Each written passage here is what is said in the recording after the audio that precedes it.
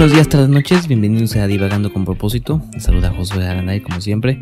La semana pasada, ya que había terminado de grabar y de poner todo junto, pues tanto ya tenía prisa para hacerlo, noté que no mencioné algunas cosas sobre la misericordia, sobre el ser misericordioso, que creo que es necesario, pues nos enfocamos mucho en la idea de perdonar al que me ofende, perdonar al que me pide perdón. Y algo que olvidé mencionar es que también la misericordia se puede demostrar no solo al perdonar, sino también al ser compasivo con gente que ni me ha hecho bien ni me ha hecho mal, simplemente gente que la tiene peor que nosotros. La caridad, por decirlo así. Y creo que mucho de esto lo mencioné yo cuando hablamos de bienaventurados los pobres, en el primer episodio de esta serie. Entonces, ser misericordioso es muy parecido a ser empático, solamente que a veces la empatía es un ejercicio mental.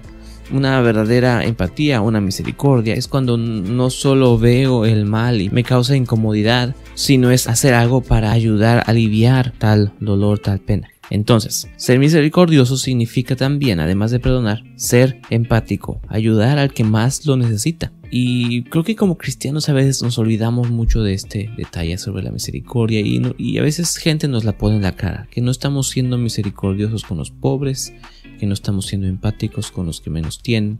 Y tienen algo de razón, tienen algo de verdad. Como cristianos a veces nos olvidamos de tales personas. Ahora, como ya he dicho antes, una idea en la mente no sirve de nada si no la practicamos.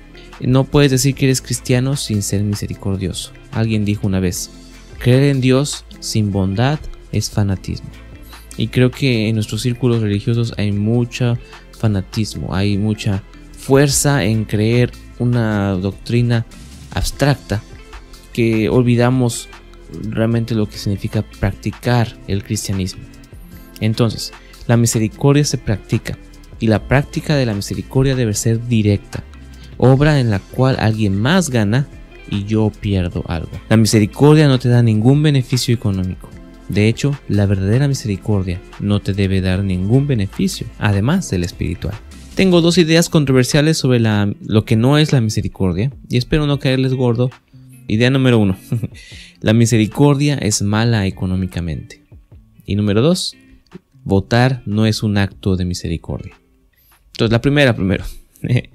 La misericordia es mala económicamente porque perdemos dinero en vez de invertirlo y no produce ganancias. ¿Ok?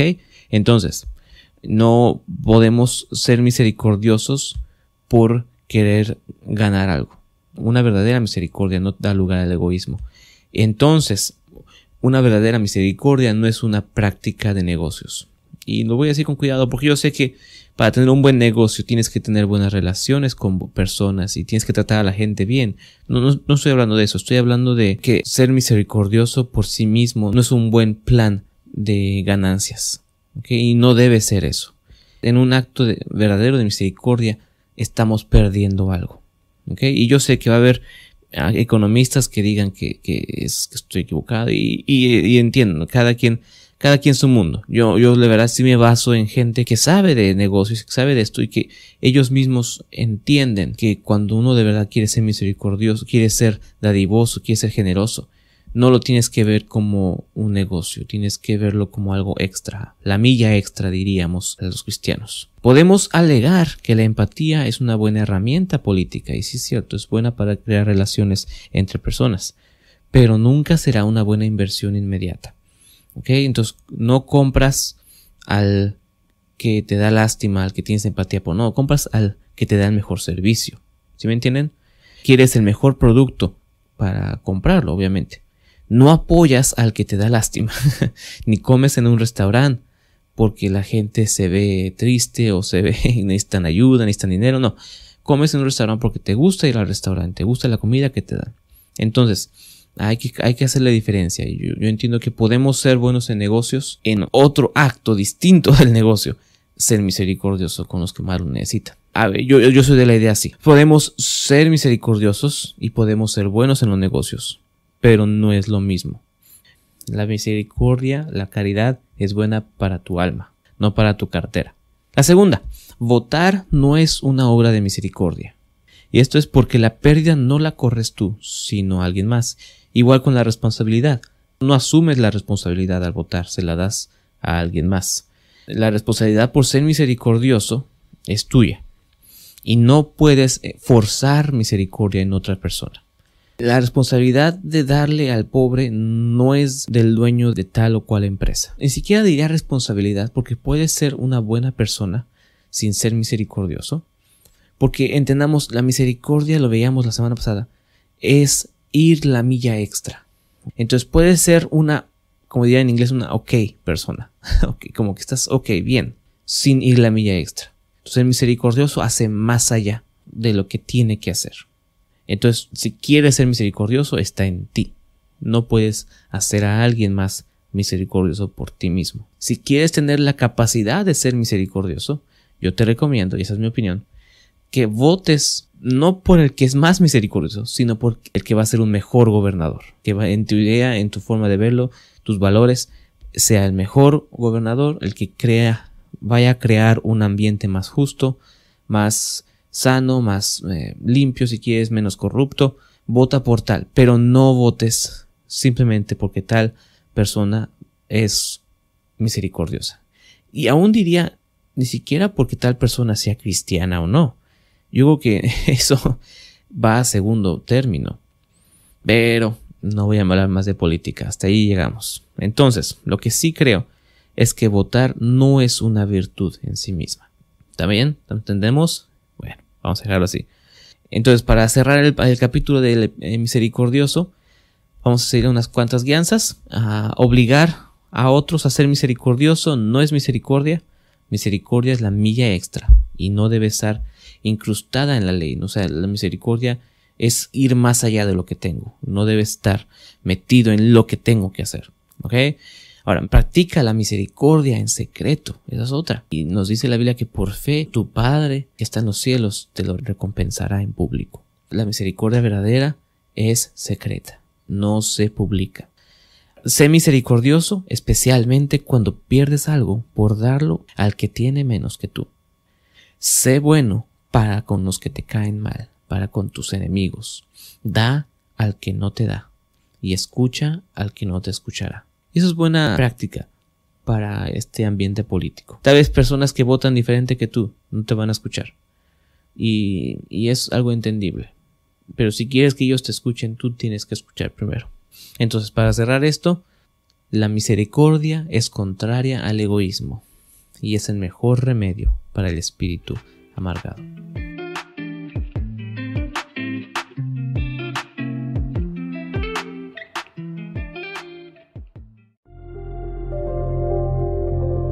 Para continuar, hemos llegado a la sexta frase de nuestro Señor Jesús en el Sermón del Monte. Y yo sé, nos ha tomado bastante tiempo, pero creo que es algo necesario.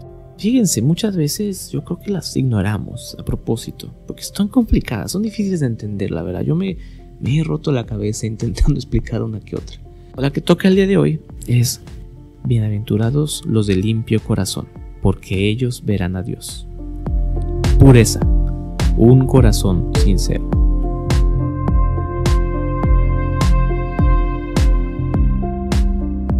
Sinceridad significa decir siempre la verdad. Es un buen consejo. No estoy diciendo que digas todo lo que piensas. Más bien estoy diciendo que cada vez que hables, digas la verdad. O al menos no mientas. Pero es mejor decir la verdad. Ahora imagínate esto. Si tu boca fuera un grifo, una llave de agua, y estas aguas tienen su fuente en tu corazón, ¿qué tipo de aguas serían? ¿Serían aguas honestas? ¿Aguas sinceras? ¿O serían aguas negras? Aguas mentirosas. Mateo 12:35. El hombre bueno del buen tesoro del corazón saca buenas cosas, y el hombre malo del mal tesoro saca malas cosas. Una persona sincera, cuando salen palabras de su corazón, estas palabras son sinceras, verdaderas, profundas. Veamos lo que Jesús dijo: bienaventurados los de limpio corazón, porque ellos verán a Dios. Primero, limpio significa ser puro, sin mancha ni corrupción. Teológicamente, nadie puede ser limpio por sí mismo. Necesita ser purificado. De todos modos, la palabra en sí sola significa inocente, sincero. De corazón significa que no es completamente evidente, es algo que está escondido de la mirada casual. No es algo que sea físicamente visible. Corazón también puede traducirse como entrañas, tripas o estómago. Aunque la palabra corazón es la más correcta, en la Biblia nunca se aplica directamente al músculo que bombea sangre en todo el cuerpo. Más bien, a la fuerza espiritual o a las intenciones de una persona. Verán a Dios.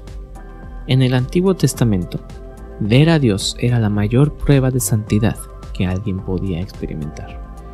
Cuando Isaías, Moisés y Job y otros personajes de la Biblia vieron a Dios en visión, ellos temieron, pues decían: ¿quién verá a Dios y vivirá? Ver a Dios y vivir era sinónimo de haber sobrevivido un juicio detallado y completo, en el que fallar en lo más mínimo significaba una muerte segura. Esta imagen me recuerda a un gladiador en una arena romana, y estar luchando contra alguien que sabe que es superior, más inteligente y más fuerte, y saber que cualquier error que cometa significaría su muerte. ¿Alguna vez te ha tocado enfrentarte a alguien más poderoso y más fuerte que tú?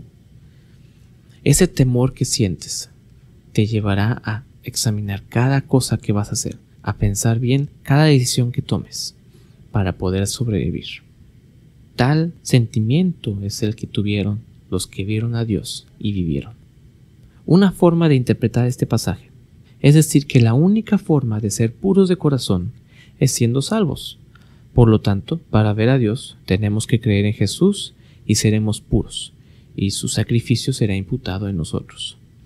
Y esto es correcto en el sentido teológico, pero hoy quisiera más bien yo ver una diferente interpretación, una más práctica y tal vez más acertada, si no uso de mucha presunción. Siguiendo las definiciones de las palabras dadas arriba, una forma distinta de interpretar las palabras de Jesús sería: si quieres pasar la prueba y sobrevivir, o sea, ver a Dios, tienes que examinar tus intenciones para asegurarte de que son puras o limpias. No estoy diciendo que lo único que cuente son las intenciones, sino que es importante empezar con intenciones correctas si quieres encontrar el camino correcto. Porque todos tenemos un corazón engañoso. En Jeremías 17:9, engañoso es de corazón más que todas las cosas y perverso, ¿quién lo conocerá? Entonces, por lo tanto, porque nuestro corazón es tan engañoso, debemos vivir entonces en una constante examinación y mantenerlo sincero, mantenerlo puro. ¿Alguna vez has discutido contigo mismo? Apenas me pasó a mí. Estaba pensando y estaba diciéndome a mí mismo: eso que dijiste sonó falso. Me pasa muy seguido que platico con alguien y digo algo que yo mismo sé que no estaba sintiendo y no era algo verdadero, pero que aún así lo dije para causar tal vez una risa o hacer un chiste, cuando de verdad no estaba pensando yo de tal forma, o era una mentirilla que dije. Y cuando termino la conversación y me alejo, la repito en mi mente y me digo a mí mismo: ¿por qué dijiste eso? Y ahora, ¿qué parte de mí estaba platicando con qué otra parte de mí? ¿Qué parte de mí se dio cuenta que era falso lo que yo decía? ¿Y qué parte de mí dijo la falsedad? Y la verdad yo no sé. Como humanos tenemos esa capacidad de abstraernos o abstraer parte de nuestro comportamiento y pensamiento y poderlo examinar para saber si estoy siendo sincero o no. De hecho, por esa razón misma, el preparar el episodio de hoy ha sido bastante complicado, porque quiero ser completamente honesto y al mismo tiempo quiero que lo que yo estoy diciendo es verdad de manera bíblica, de manera práctica. Y entonces he tenido que borrar y he tenido que escribir otra vez y borrar otra vez, porque quiero poder escribir y decir lo que de verdad pienso y lo que es verdad para todos, no solo para mí. Hace tiempo un amigo me preguntaba: ¿cómo practicas el temor a Dios? Y una forma de responder esto es decir que el temor a Dios es cuidar lo que hago y lo que digo cada momento como si alguien me estuviera mirando.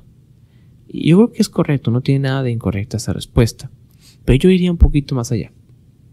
Alguna vez escuchaba a alguien decir que si tú eres muy estricto con uno de tus hijos y tú cuidas mucho lo que hace, lo que oye, lo que ve, mientras más estricto y si eres hasta violento con él, no le estás enseñando a portarse bien. Lo que estás enseñando es a poner atención y escuchar tus pasos cuando te acerques, para así apagar el teléfono, apagar la computadora.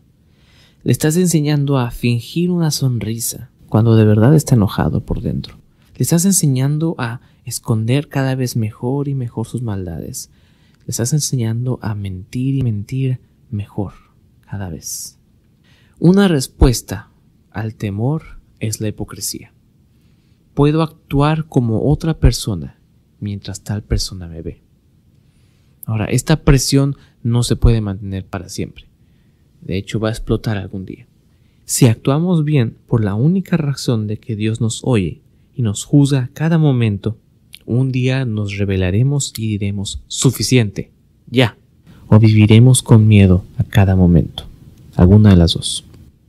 Por eso creo que otra respuesta, otra forma de actuar frente al temor de Dios, otra forma de practicar el temor a Dios, sería convencerme de que quiero hacer la voluntad de Dios a cada paso, sin temor al castigo y sin intención de ganarme algún premio. En otras palabras, hacer lo correcto porque estoy convencido de que es lo correcto. Examinar nuestra actitud y motivación a cada momento. Preguntarnos si estamos actuando como de verdad creemos que deberíamos actuar. Y si hago algo incorrecto, pensar por qué lo estoy haciendo. Todos diríamos que robar está mal, pero si nadie te ve, ¿robarías? ¿Solo lo haces por lo que la gente te ve? ¿No estás convencido de que está mal? A mí me causa mucho problema, no el que peca, sino el que lo hace y después actúa como si no hubiera hecho nada malo. Al que hace algo mal y su conciencia no le acusa. Porque todos podemos fallar y todos podemos lastimar nuestra conciencia. Y tal vez fallarnos a nosotros mismos y a nuestros estándares. Todos caemos, es cierto. Pero cuando fallamos y seguimos actuando como si nada hubiera pasado, ¿de verdad fallamos? ¿No era más bien todo un teatro entonces? ¿Una fachada para mantener un estatus elevado sobre los demás? A veces cuando pecamos y tenemos más la preocupación de que nos encuentren el pecado, más eso que el remordimiento del pecado, entonces significa que ¿realmente creo que es pecado? ¿Realmente creo que está mal? Y voy a hablar de manera directa ahora. Yo estoy casado y yo sé que la infidelidad o el sexo fuera del matrimonio es pecado. Ahora, ¿estoy convencido de eso? Entiendo que además de ese pecado es algo que está mal. Entiendo las consecuencias físicas y mentales que me traería tal acción. ¿O solo estoy siendo religioso y manteniendo una fachada? Yo creo que es necesario hablar de los males que el pecado causa en el mundo real, además de los males espirituales, como el ofender a Dios. Y tal vez me tachen de moralista, pero al menos estoy convencido de que no puedo decir que creo o que soy cristiano si al mismo tiempo actúo de manera contraria a mi fe. Entonces, si yo sé las consecuencias de una posible infidelidad, las consecuencias en mis hijos, en mi esposa y en mi vida propia, problemas que me seguirán toda la vida hasta la tumba, entonces el negar un placer momentáneo para lograr un bien duradero pesará mucho más y me ayudarán a salir de la tentación. Saldré entonces de la hora de la prueba y brillaré como el oro. Job, un ejemplo de alguien que fue completamente probado, dijo: mas él conoce mi camino, hablando de Dios, me probará y saldré como oro. La tentación prueba lo que hay en tu corazón. Por eso debemos constantemente limpiar nuestras actitudes, limpiar nuestras pequeñas acciones cada día. En los tiempos de presión es cuando sale a la luz lo que tenemos dentro. Asimismo, no puedes decir que eres puro de corazón si lo primero que sale en la tentación es maldad, es impureza. Muchas veces nos quejamos de que en la iglesia está llena de hipócritas. Y tienes razón. Es mucho más fácil actuar correctamente que arreglar nuestro corazón. Pero si no arreglamos nuestro corazón, no podremos actuar de verdad correctamente en todo lugar, aún en nuestra mente. A la hora de la prueba o tentación, sabrás si tu corazón era de verdad puro. Por eso, no esperes para limpiar tus intenciones. No esperes a decir la verdad hasta que te encuentren mintiendo. No esperes a limpiar tu corazón hasta el momento de la tentación. Examíname, oh Dios, y conoce mi corazón. Pruébame y conoce mis pensamientos, y ve si hay en mí camino de perversidad, y guíame en el camino eterno. Gracias por escuchar.